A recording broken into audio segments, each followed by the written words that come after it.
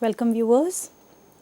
You're with me, Dr. Surbhi Unyal, and I teach philosophy in the School of Liberal Arts at Bennett University.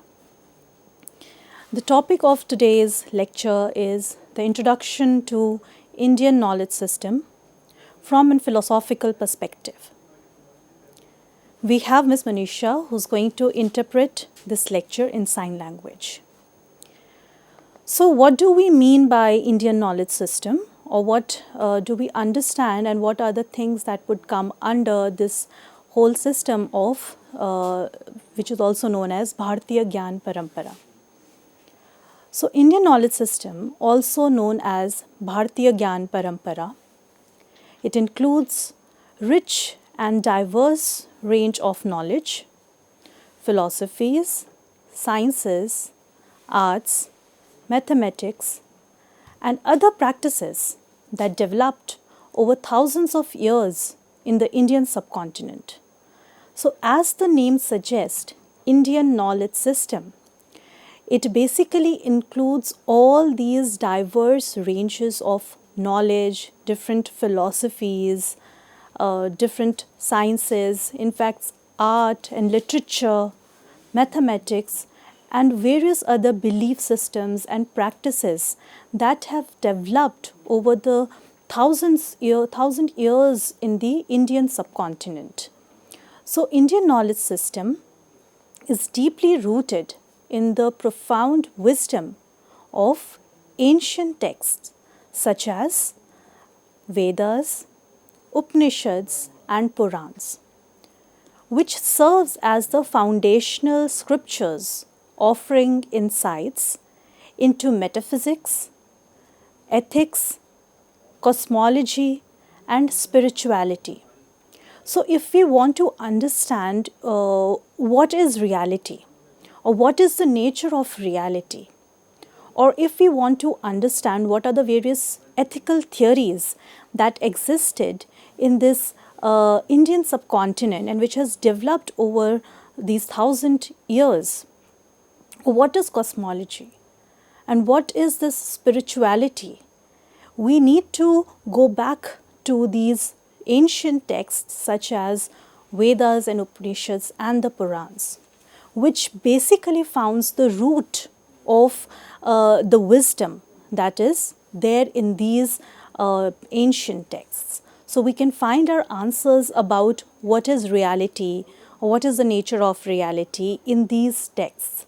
We can also understand what are the different kind of ethical principles that has existed, and that is the spirit of this Indian subcontinent. So these texts basically provide us with the answers to these metaphysical, ethical, and the spiritual understanding of the self and the society and the other. So Indian knowledge system, as we know, is basically rooted in these foundational scriptures.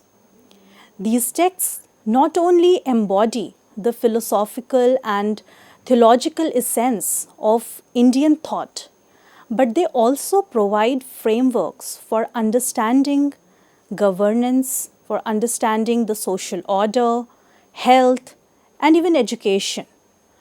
So, if you look at these texts, or if you read these texts, we would be able to get answers, and we would be able to understand what are the various types of governance, what is that social order that we need to follow, what is it to be a good leader, what are the various health, you can say health systems that have prevailed through ages and ages in the Indian subcontinent, and what has been the education system. If we talk about the Guru Shishya Parampara that has existed in the Indian subcontinent through the thousands of ages, which tells us that what is the role of this relationship between the Guru and the Shishya, and what is the importance of this relationship in education. So how does it fosters this education system, wherein we try to focus on the dual relationship of the Guru as well as of the Shishya.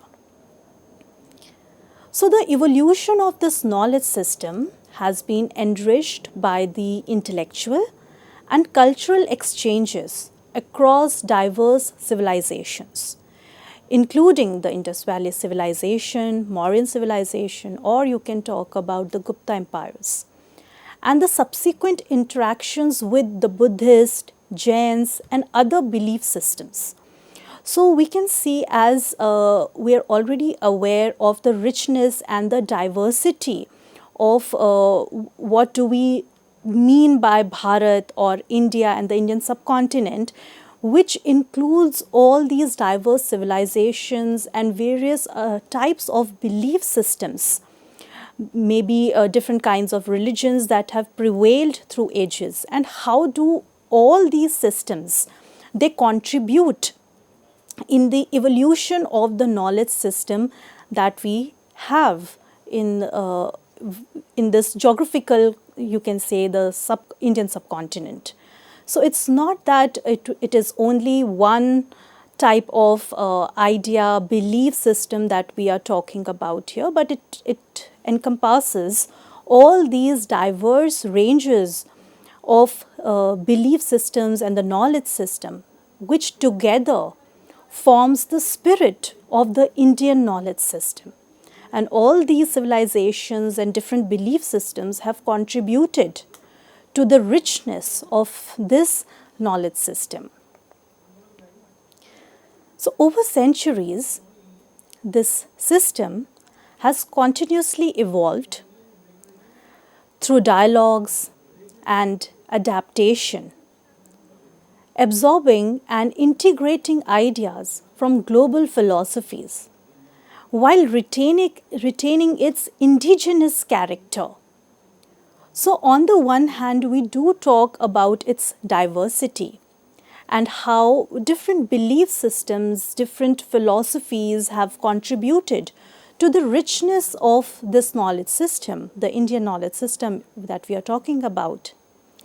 Yet, even with these dialogues, with these adaptations, by absorbing and integrating ideas from different global philosophies, there has been a single, you can say, an idea which has prevailed, the indigenous character within these diverse ideas or belief systems and different global philosophies, which basically is the spirit of the Indian knowledge system. And we would be talking about what is those common characteristics, common principles, if we say so, that forms the basis of the Indian knowledge system in the later part of our lecture today.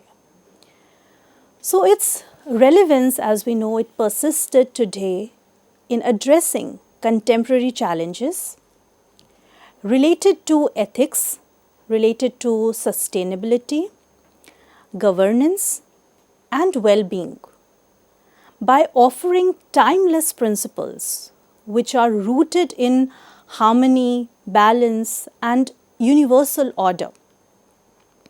So even though these, as I was mentioning, that it has adopted, absorbed certain other kinds of global philosophies, yet there are certain common principles, and by integration of these different global philosophies as well as these common principles, they try to address even the contemporary challenges that we are facing today in the society. If we talk about the ethical dilemmas that we often encounter in our daily lives, we can go back to, or we can refer to some texts like Bhagavad Gita, which can provide us with the basis of how to deal with various kinds of ethical dilemmas that we often encounter in our life. Or if we want to talk about what is this governance, or how we need to look for a better governance. So what are the principles, what are the ways? And then again we can refer to our ancient texts, which can provide us the basis to solve even the contemporary challenges that we are facing within the governance as well. And these principles, they are timeless, they are universal. It's not like they are restricted to the particular time when it was written or when they were written. They are even valid today, and we can refer to those principles and those philosophies and apply them to the contemporary challenges that we are facing in this era, and we are able to solve those challenges with the help of those principles. So it does provide us those principles of harmony, balance, and the universal order, which is timeless, which is universal. It's not like it's specific to particular community or particular time, particular space. In fact, those principles are universally applicable. So that's, we can say that how these texts, how this knowledge system is even relevant today, and that is basically the reason why we are talking about or why we are emphasizing upon the Indian knowledge system, because of its contemporary nature, because of its universality, that it's not time bounded, it's not space bounded, it's not bounded to a particular community or a belief system, while the principles can be universally applicable. So, the Indian knowledge system represents a vast and multifaceted intellectual tradition that spans numerous disciplines, including philosophy, religion, science, mathematics, medicine, astronomy, astrology, art, music, linguistics, and literature. So these are the vast ranges, or the, you can say, how it is multifaceted in its nature, that it's not just restricted to a particular kind of knowledge system if we are talking about. In fact, this knowledge system include all these numerous disciplines that we have categorized in the contemporary times by giving specific disciplines like philosophy or religion, science, mathematics, medicine, and the others that I have just mentioned. So it includes all these intellectual traditions. So it reflects a comprehensive and integrative approach to knowledge, emphasizing the harmonious relationship between diverse fields of study and their application to human life. So these, if I take the example of medicine, and if I specifically take the example of Ayurveda or various other indigenous practices which have contributed to the well-being of an individual's life, how are they relevant in today's time? Or if I talk about yoga, yoga can be seen as a philosophy, also as a practice, which has helped the society and the individuals in maintaining the balance between mind, body, and the soul. So, the overall well being of an individual can be found in these indigenous knowledge system or the Indian knowledge system, which have existed through ages. We just need to look for how those principles are relevant in today's time and try to see how they can solve these problems, or how they can provide us with the basis for this harmonious relationship and within these diverse fields of study, and how they can be applied to human life, specifically in the contemporary era, where we have various other kinds of challenges that we are facing in today's time. So, rooted in ancient scriptures such as Vedas, Upanishads, Puran, different sutras, and the shastras. This system offers not only theoretical frameworks but also practical methodologies for understanding existence and achieving well-being. It emphasizes on the interconnectedness of all aspects of life, let's say mind, body, and spirit or the soul, and promotes a balanced and holistic worldview. This was what I was just mentioning when I was giving the example of, let's say, one of the philosophical schools which is also a practice, which is yoga. How that provides us not just a theoretical framework, though it is a philosophical school, so it does have a theoretical concepts, but those theoretical concepts can also be applied in our practical life, where we try to look for how we can maintain a balance between the mind, body, and the soul. And through this balance, how we can promote the holistic understanding of not just about ourselves but also about the world and the things around us. So all these scriptures and ancient texts, they are not merely theoretical, though they have theoretical basis. They do talk about theoretical concepts and principles, yet it is or it has a practical application as well. And these practical applications help us in understanding the existence, helps us in understanding the world, helps us in understanding our relationship to the world.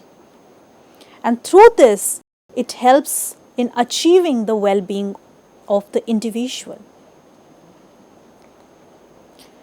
Now let us understand the term knowledge, how that term knowledge has evolved, or you can say how the term knowledge is being used in the Indian philosophy and the Indian knowledge systems, which often we use the term as Vidya. So I will be discussing about how there are different types of divisions between darshan, vidya, vigyan, and other divisions I'll be talking about. But let's just start with vidya, because often we use it in a more synonymous sense when we use the term knowledge. So the concept of vidya in Indian philosophy holds significant relevance in contemporary times. Vidya in Indian philosophy is relevant today with two types of knowledge mentioned in Upanishads, which are Paravidya, which is supreme knowledge of the self, and Aparavidya, which is worldly knowledge of the material world. So there are two divisions that have been drawn in understanding what is Vidya. And in order to understand these two divisions, we need to make a division between the supreme knowledge and the worldly knowledge. So the Paravidya is basically the supreme knowledge of the self. So knowing the Brahman, knowing the self, knowing the ultimate, that is known as Paravidya, and that is what has been the focus of Indian philosophy. It does not mean that Aparavidya is not important. That is also important, but for understanding the world. But ultimate knowledge is the knowledge of the self or the knowledge of the ultimate. And since that is a path to liberation, knowing the self, if you again we would be discussing, but as you might be aware of the Indian philosophical school like Vedanta, which talks about the importance of knowledge in understanding the Brahman, which is the ultimate self. or which is the ultimate reality. And that knowledge is the ultimate knowledge that one aims at. And Indian philosophy or Indian knowledge system basically therefore draws these two divisions, that yes, the worldly knowledge is important because that helps us in understanding the material world in which we are living, the Vyavharik truth. But the ultimate knowledge is the knowledge of the self, is the knowledge of the Brahman. So that is what has been the focus, that we should not just be focused upon the worldly knowledge, but we should also try to understand the true nature of the self, or what is the ultimate self composed of. So this duality, which is Paravidya and Aparavidya in the Indian knowledge systems, holistic approach combining empirical knowledge and self-understanding. It blends Indian philosophical views with science and technology by combining an understanding of modern science and technology with a strong connection to Indian cultural roots. Individuals can gain a unique and comprehensive view of the world.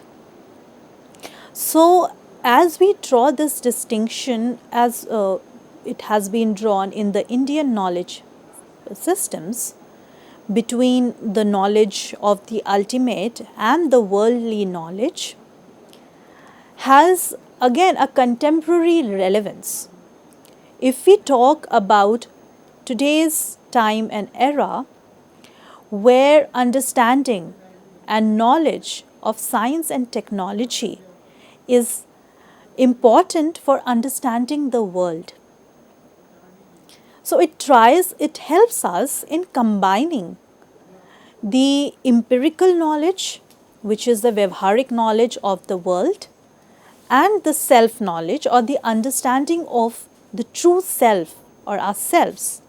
And it blends therefore these two views of understanding the science and technology by combining the understanding of modern science and technology with the strong connection with the Indian cultural roots, that the individual should know himself or the ultimate self, what it is and what is the ultimate. So there has to be this combination between the empirical world or the empirical knowledge and the self understanding, which has been you can say the basis of knowledge in the Indian knowledge traditions.